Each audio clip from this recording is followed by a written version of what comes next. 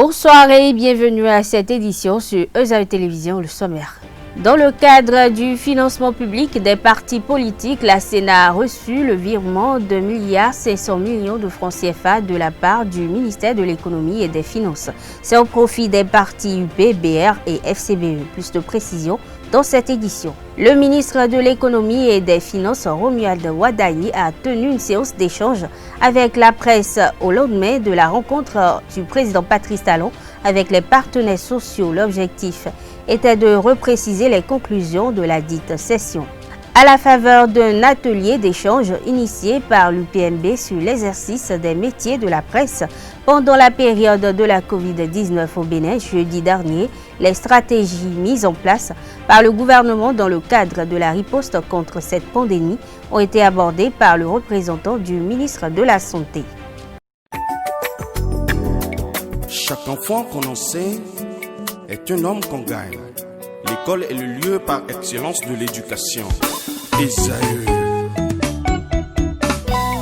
Étudiants, étudiantes, nouveaux bacheliers, parents d'élèves, une raison de plus pour choisir l'excellence. Et oui, bénéficier des demi-bourses et de réductions de scolarité à ESAE. Payer 250 000 au lieu de 500 000 en licence 1, 2 et 3 sciences juridiques, économiques, de gestion et en journalisme. Et pour les 100 premières inscriptions en administration des finances et administration générale, bénéficier d'une réduction et payer 400 000 au lieu de 500 000. En master 1 et 2, 500 000 au lieu de 800 000 en administration des affaires, 600 000 au lieu d'1 million en journalisme. Faites partie des 100 premiers inscrits en administration des finances et administration générale pour bénéficier de la réduction. Payez 800 000 au lieu d'1 million. À ESAE Cotonou et Parakou, la rentrée est effective. Le dossier d'inscription est disponible en téléchargement à l'adresse suivante www.esae.bj/ESAE 2019 ou renseignez-vous à ESAE Cotonou au 96 80 55 11 98 98 14 00 90 93 65 21 à ESAE Parakou au 96 68 16 14 97 77 51 47 à ESAE, l'épanouissement et le développement est au cœur de notre succès. ESAE, l'excellence a un nom.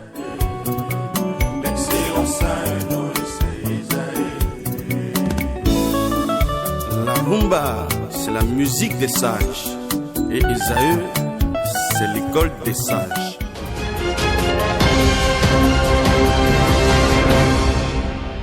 Bonsoir à toutes et à tous. Le ministre de l'Économie et des Finances a fait un virement de 1,5 milliard de francs CFA sur les comptes de la Commission électorale nationale autonome Sénat. Ces fonds sont destinés aux partis politiques UPBR et FCBE qui, lors des élections législatives d'avril 2019 et des communales de mai 2020, ont obtenu des sièges.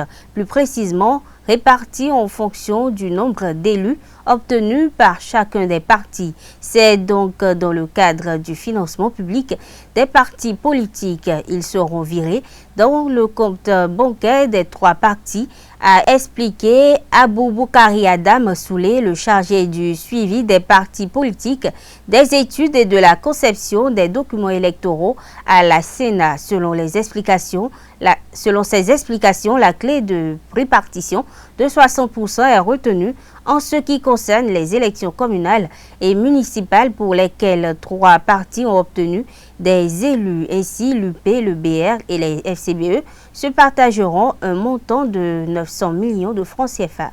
Le régime du président Patrice Talon a bel et bien hérité de dettes de l'État vis-à-vis des travailleurs et s'emploie à les éponger sans en accumuler depuis avril 2016. Là-dessus, le ministre de l'Économie et des Finances se veut clair. Il en a donné les détails le week-end dernier au cours d'une rencontre avec les médias. Je vous invite à suivre la substance de son intervention. Depuis avril 2016, on a des anciens actes qui étaient en cours de traitement qui sont venus donc en fin de processus. Je donne l'exemple typique, c'est Monsieur Rodonou, je peux citer un nom comme ça, qui travaille, qui est enseignant et qui a bénéficié en 2014, par exemple, d'un avancement et pour lequel les actes étaient en cours de traitement quand nous sommes arrivés. Cette personne, puisqu'il était sous l'Ancien Régime, le temps que tout le dispositif finisse, c'est en 2018 que le processus a été achevé. Et donc en 2018, on a pu calculer ses droits liés à un avancement qui aurait dû être constaté en 2014. Donc je donne cet exemple pour montrer que nous avons d'une part les dettes qui étaient constatées, auditées et revues au 6 avril 2016, qui étaient de 93,8 milliards. Mais au-delà de ça, il y a des droits acquis pour les travailleurs, pour lesquels les processus administratifs, qui sont généralement très longs, se sont poursuivis et se sont finalisés après avril 2016 et qui ont généré des droits complémentaires à payer. Donc ces droits-là, quand bien même ils ont été calculés, comptabilisés en dette due aux travailleurs après avril 2016, concernent pour l'essentiel des droits acquis sur des périodes antérieures. C'est ça qui fait que le chef de l'État, quand nous lui avons présenté le point, ma collègue ministre des Affaires, ministre du Travail et moi, nous lui avons présenté le point de la situation, le chef de l'État a pris la décision et nous a instruit de trouver par tous les moyens les ressources nécessaires pour mettre à zéro l'ensemble de ces dettes qui sont nées vis-à-vis des travailleurs après avril 2016. L'idée étant de dire qu'à ce jour, à la fin du mois d'octobre, le chef de l'État a été clair qu'il ne souhaite pas qu'il y ait une seule dette vis-à-vis des travailleurs. Et donc c'est en exécution de ces instructions-là que le point a été également fait pour l'ensemble de ces rappels de salaire qui sont en attente depuis et qui sont venus se rajouter aux 93,8 milliards et qui s'élèvent donc pour le complément, donc les dettes qui ont été finalisées depuis 2016 et qui concernent pour l'essentiel des droits acquis sur des périodes avant 2016. Donc pour ce montant-là, nous parlons de 15,6 milliards à peu près, qui ont été finalisés et dont le chef de l'État a annoncé hier aux centrales syndicales l'annonce du paiement. Donc je tiens à dire que à partir de 2016, je vous ai parlé donc de la réforme importante qui permet en fait aux travailleurs de ne plus faire des tracasseries administratives pour avoir le constat de ces avancements. Mais je veux aussi préciser que, et le chef de l'État l'a dit, nous avons fait des efforts constamment, mois après mois, pour baisser le stock de dettes. Et donc, sur la période donc, de avril 2016 à ce jour, nous avons pu liquider déjà 53 milliards sur les 93,8 milliards de dettes qui étaient dans les comptes au 6 avril 2016. Ce qui fait que, au titre des dettes finalisées et qui étaient en instance au niveau de la comptabilité publique au 6 avril 2016, on avait 93,8 milliards. Nous avons, sur les 4 ans et demi, fait des efforts pour liquider 53 milliards, donc il en reste 40,8 milliards. Donc il reste, au titre des rappels, 40,8 milliards pour les dettes qui existaient au 6 avril. Et ce règlement, vous vous rappelez, par exemple, en décembre 2019, le chef de l'État a pris une mesure de paiement d'un paquet de rappels. Je pense en décembre de mémoire, il s'agissait de 3,7 milliards qui ont été payés. Et tous les mois, une provision de 1 milliard est faite pour solder les anciennes dettes. Et à chaque fois que le gouvernement trouve des marges de manœuvre, le chef de l'État insiste pour que les marges de manœuvre budgétaires qui sont dégagées soient consacrées prioritairement à régler les dettes vis-à-vis donc, des travailleurs. Donc c'est vraiment une excellente nouvelle qui fait que nous avons été instruits. Les services du ministère de l'économie et des finances sont à pied d'œuvre. Ils vont travailler non-stop tout ce week-end pour s'assurer que la paye du mois d'octobre qui a été préparée, on a la possibilité de rattraper quasiment toutes les payes et de rajouter ces rappels sur les fiches de paye pour que dès la semaine prochaine, que chacun constate sur ses fiches de paye le paiement de ces rappels de salaire. Le parti Restaurer l'espoir de Kondida Zanaï a perdu un militant de taille dans le département du Littoral. Il s'agit de Justin Ekpeli Pézé, précédemment secrétaire national à la jeunesse et à l'éducation et coordonnateur du département du littoral. Il a rendu sa démission la semaine écoulée. Selon la correspondance adressée à Candide Azanaï, le militant démissionnaire fait savoir que c'est pour se consacrer désormais à sa famille, à son intime conviction et aussi à sa thèse qu'il a décidé de quitter le parti politique. Soulignons que Restaurer l'espoir fait partie des formations politiques ayant travaillé à l'avènement au pouvoir du président Patrice Talon. Son président, Candide Azanaï, a été le premier ministre délégué chargé de la défense nationale avant de démissionner pour rallier l'opposition béninoise à travers le mouvement dit de la résistance nationale, mouvement dont il est l'un des premiers responsables. L'apparition de la Covid-19 est un événement surprenant pour les Béninois, mais très tôt, les autorités nationales ont su riposter en mettant en place des stratégies à la mesure des moyens disponibles. Ces stratégies nous ont été dévoilées ici par le représentant du ministre de la Santé. C'était à l'occasion de l'atelier d'échange des professionnels des médias sur les crises sanitaires organisé par l'Union des professionnels des médias le 15 octobre dernier à la Maison des médias. Carles Kitome nous propose un extrait des stratégies dénoncées par Liamidi Salami. C'était la période du cordon sanitaire que nous avions connu et qui nous a évité l'état d'urgence ou le blocus global qui avait été décidé dans d'autres pays. C'est au cours de cette période que nous avions renforcé surtout la sérosurveillance en utilisant des TDR, des tests de diagnostic rapides qui nous permettaient d'identifier rapidement dans des coins les plus reculés, là où le laboratoire ne pouvait pas aller, là où le transport d'échantillons allait être difficile, d'identifier des cas déjà, des personnes ayant déjà eu contact avec le virus et les prendre en charge. Au cours de cette période, nous avons opéré un déploiement plus intensif du laboratoire pour pouvoir couvrir le territoire national. Très vite, nous avons le laboratoire de Poubin qui a été activé, le laboratoire d'Alada qui a été activé, le laboratoire de Parakou qui a été également activé. Ce processus a permis progressivement de couvrir le territoire national. La prise en charge s'est renforcée de son côté avec la mise en route des sites de prise en charge au niveau de Parakou, notamment l'Achia de Parakou, qui a été totalement dédié, arrêtant toutes les autres prises en charge, la prise en charge de toutes les autres maladies et pour se consacrer uniquement à la Covid. Nous avons également, au vu de l'évolution de la situation, vu que le nombre de cas que nous enregistrons était de plus en plus important et que la capacité de gestion des cas asymptomatiques, c'est-à-dire des personnes qui ne présentaient pas de signes, mais qui avaient le virus dans leur corps, leur nombre devenait de plus en plus important, vu que c'était possible de renforcer la surveillance au niveau communautaire, nous avions décidé en ce moment de faire prendre en charge les personnes asymptomatiques au niveau de leur communauté, au niveau de leur maison, avec une surveillance assurée par du personnel de santé. Cette phase également a connu le démarrage de la mise en place des centres de prise en charge au niveau d'Alada, de Natitengu et de Abomey-Calavi.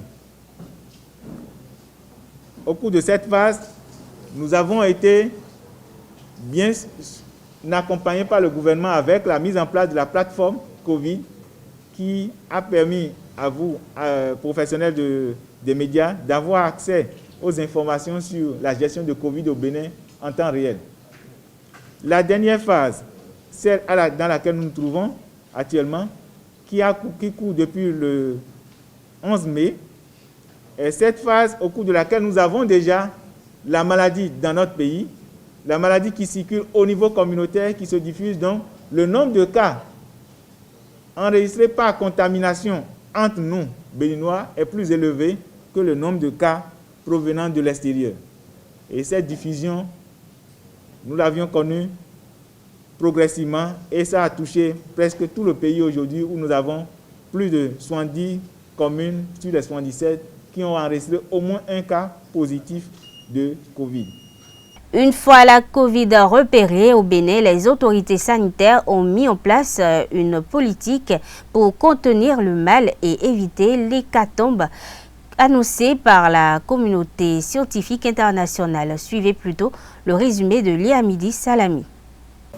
Pour faire face à cela, nous avons développé des stratégies de dépistage ciblées de groupes, donc les corps groupes, les journalistes, les forces armées, les professionnels de la santé, les enseignants. Nous avons procédé à leur dépistage pour identifier les personnes touchées au sein de ces corps et les prendre en charge.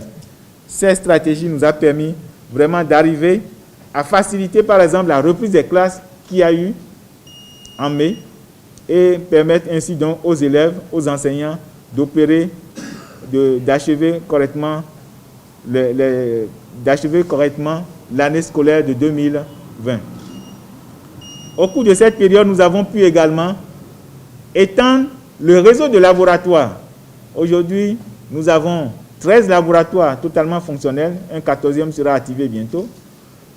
Et ces laboratoires couvrent tout le territoire national, donc chaque département a son laboratoire. Cela facilite l'accès, donc les communes font les prélèvements et envoient vers le département qui s'en charge. Et ces laboratoires sont bien fonctionnels, répondent en temps réel, puisque un prélèvement ne fait pas plus de 24 heures avant que le résultat ne soit transmis. Les sites de prise en charge également ont été améliorés, puisque nous avons activé totalement 3 sites. Alada, Parakou et Cotonou sont fonctionnels. Natitengu et Abomey-Calavi ont été mis en veilleuse. Les travaux se poursuivent et devront permettre également de suppléer au moment opportun aux différents centres. Les traitements, pour ce qui est de la prise en charge, nous avons évolué progressivement pour que le plateau qui était mis, le dispositif qui était mis en place soit davantage élevé.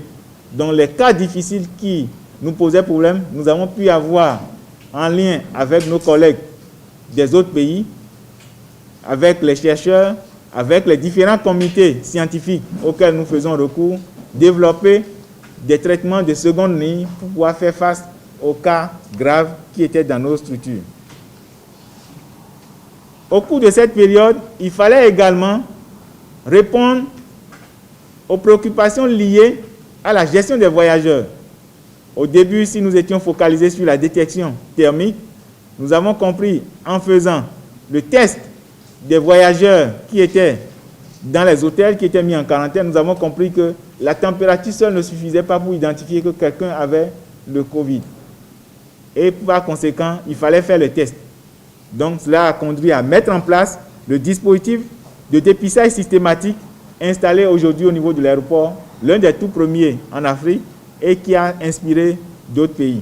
Ce dispositif fait de 2 tentes permet aux voyageurs, dès son atterrissage, d'être orientés, pris en charge, bénéficier d'un test rapide, d'un prélèvement de PCR dont les résultats sont obtenus dans les 72 heures. Au cours de cette période également, nous avons développé des stratégies pour pouvoir couvrir les cas qui sont vus de plus en plus au niveau communautaire. Aujourd'hui, nous essayons de promouvoir les brigades communautaires. Il est recommandé que chaque structure, chaque communauté puisse disposer de brigades communautaires. Un groupe de personnes informées de la maladie, informées des gestes clés qui permettent de la prévenir et qui surveillent la mise en œuvre de ces gestes. Plus de 6 mois après la première apparition de la Covid-19 au Bénin, les autorités sanitaires béninoises ont fini par tirer quelques enseignements à mettre à profit pour la postérité. Liamidi Salami en fait cas au micro de Carles Kitome. Nous sommes à près de 2400 cas, ce qui est une avancée significative quand on voit que les projections nous mettaient autour de 80 000, 200 000 cas au cours de cette période-ci, après que nous ayons eu le premier cas en mars. Nous avons également un taux de guérison qui est très élevé, 93% aujourd'hui, dont nous avons plus de 9 malades sur 10 qui sont totalement guéris, donc qui ont recouvré leur santé et qui se portent à merveille. Nous avons enregistré seulement 41 décès depuis le début. Des cas graves ont été enregistrés, mais ces cas graves ont été très bien gérée. Il faut dire que parmi les 41 décès, c'est pour la plupart des personnes qui avaient également d'autres affections qui pouvaient être identifiées comme étant la cause de leur décès. Des personnes qui avaient des tares, des personnes qui étaient débilitantes, des personnes qui étaient très âgées, donc qui ont succombé à la suite de plusieurs affections à la fois, mais du fait qu'elles avaient contact avec Covid, nous les avons classées Covid+. À ce jour, nous sommes à plus de 200 000 tests réalisés. Le Bénin fait partie des rares pays en Afrique ayant fait autant de tests, avec un indice de positivité à moins de 1,5. C'est-à-dire que si nous faisons 100 tests, à peine 1 ou 2 reviennent positifs. Nous avons plus d'hommes parmi ceux qui sont touchés, et l'évolution de la courbe aujourd'hui nous indique que nous avons passé les phases les plus difficiles et qu'actuellement, nous allons vers des phases d'une certaine maîtrise. Mais attention, les rebonds peuvent s'observer et nous l'observons parfois de façon localisée. C'est ça qui appelle souvent notre attention et que nous indiquons à nos professionnels sur le terrain d'être davantage vigilants parce que les foyers dormants ne manqueront pas. Parce que tant que vous n'avez pas fait le test, vous ne pouvez pas dire que vous n'êtes pas touché. Et même si vous avez fait le test, quelques heures après, si vous avez eu des contacts moins protégés, si vous n'avez pas su respecter les mesures de protection, vous êtes également exposé, vous pouvez vous recontaminer. Quoi qu'on dise, le mal est bien présent au Bénin et 70 des 77 communes du Bénin ont enregistré des cas. L'observation des gestes barrières reste une priorité. En référence à la recontamination en Europe, il est dangereux de baisser la garde. L'homosexualité désigne une forme de monosexualité caractérisée par une attirance sexuelle ou par des sentiments amoureux envers une personne du même sexe ou genre. La pratique prend au fil des années de l'ampleur en Afrique. Ainsi, ESAE-TV s'est rapproché de quelques étudiants afin de recueillir pour vous quelques impressions. On les écoute. Retrouver mon plaisir sexuel dans un garçon comme moi, comment ils font ça même? Comment ça peut se faire? Je ne comprends pas ça. L'homosexualité, je pense que ce n'est pas une bonne chose. Il y a certains pays qui ont déjà autorisé cette loi et qui permettent aux homosexuels de se marier.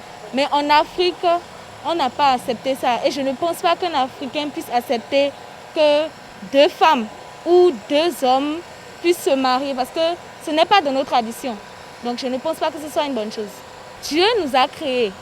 Il a créé un homme et une femme. Il a demandé de s'accoupler et de se multiplier. Donc on ne peut pas permettre à un homme et un homme de s'accoupler. C'est pas possible. Ils vont s'accoupler, ils vont donner quoi? Ils vont forcément adopter un enfant. Si on parle de sexe même, c'est pas seulement jouir qui est le problème. Il s'agit aussi de procréer. Et je suis parfaitement sûr que deux êtres de même sexe, ils ne peuvent pas procréer. Un homme et un homme, 2 hommes ne peuvent pas jouir et procréer.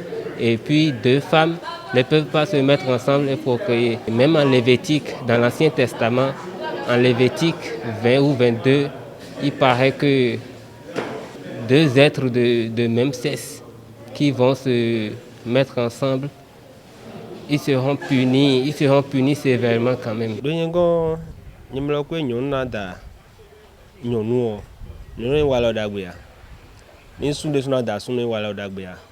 Parce que moi, je dagbe ton les soirs. Et que ben, elles ont des sous le pot d'ailleurs le pot.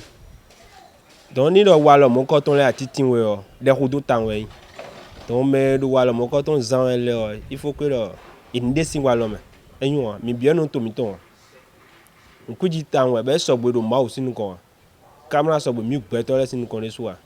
Donc ce n'est pas tout bon. Nous c'est là que mes lettres mais pour le nombre de mes filles bon nous couleur bon mais nous qu'on dit mais à moi il pon wala non et wala dagbe ya beaucoup la mais nous quoi et nous na da nous si c'était entendre mais sous da sous nous si c'était entendre mais vous comprenez c'est contre nature parce que dans l'ordre normal des choses ce sont les choses contraires qui s'attirent donc la bonne négative on nous a appris en physique va avec la bonne négative. Et c'est pas raisonnable parce que On n'a jamais vu, par exemple, un coq monter sur un coq ou un mouton monter sur un mouton. C'est tellement illogique que même les animaux ne le font pas. Alors qu'on dit que l'homme a le monopole de la raison. C'est la chasse gardée de l'homme d'avoir la raison. Et si les animaux ne le font pas, ce n'est pas logique que les hommes le fassent. Je ne vois pas un homme, sur le plan sexuel, bon, comme je peux le dire, faire l'amour avec un autre homme. Je ne sais pas quel plaisir ça, il éprouve. Bon, les deux éprouvent. Ça, je ne sais pas. Pour moi, ça me fait ressentir du dégoût. C'est du dégoût. Que ce soit, c'est la même chose pour les femmes aussi. Parce que on a dit, sur le plan sexuel, c'est une femme et un homme. Quand on parle de sexualité, c'est toujours ça, pour avoir le plaisir charnel entre les deux êtres, c'est ça. Mais avoir un homme, bien deux hommes qui se touchent, à faire se caresser, des trucs comme ça, moi, je ne conçois pas ça. L'homme a été créé pour jouir de ce qui est contraire à lui. Il ne peut pas se trouver son plaisir dans ce qui est pareil à lui. C'est dans la recherche de l'autre, dans l'altérité, la recherche de l'altérité, qui le pousse à aller vers le sexe opposé et à chercher sa jouissance. Alors si quelqu'un se retrouve à chercher de la jouissance avec un semblable à lui, je suis garçon, si j'arrive à trouver un garçon qui se met à me caresser ou à me faire des attouchements bizarres, mais c'est qu'il est dépravé, il n'est pas normal. Parce qu'on ne peut pas trouver sa jouissance dans quelque chose qui est pareil à nous. C'est contre nature, c'est de la gâterie simplement. Les femmes qui le font, c'est parce qu'il y a quelque chose qui manque en elles. Parce que tu ne peux pas être une femme normale, une femme qui est sensible. Une femme sensible à tout ne peut pas faire ça, ne peut pas s'adonner à des actes pareils. Parce que quand tu es sensuelle et quand un homme te touche vraiment, tu sais que tu te sens vivante. Tu dis que voilà, je suis femme. Mais quand deux femmes le font, je pense que ce n'est pas vraiment des femmes, il y a quelque chose qui ne marche pas, il y a quelque chose qui ne va pas en elles. Donc peut-être que c'est un problème psychologique, mental qu'elles ont et qui les amène à faire ça. Et c'est peut-être un problème qu'ils ont depuis leur bas âge. Et elles ont souvent vécu avec des femmes. Parce que je crois que c'est de là que ça commence. Quand tu as l'habitude de vivre dans un milieu où vous êtes pareil, vous êtes même chose, parfois on est tenté à certaines tentations. Je crois que c'est ces milieux-là qui les amènent à s'adonner à ces actes d'espionnage et autres.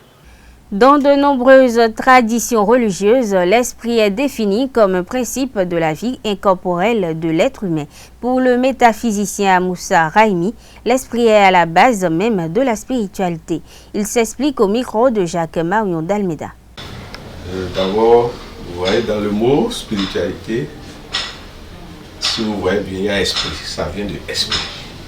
Et la question est de se demander qu'est-ce que l'esprit.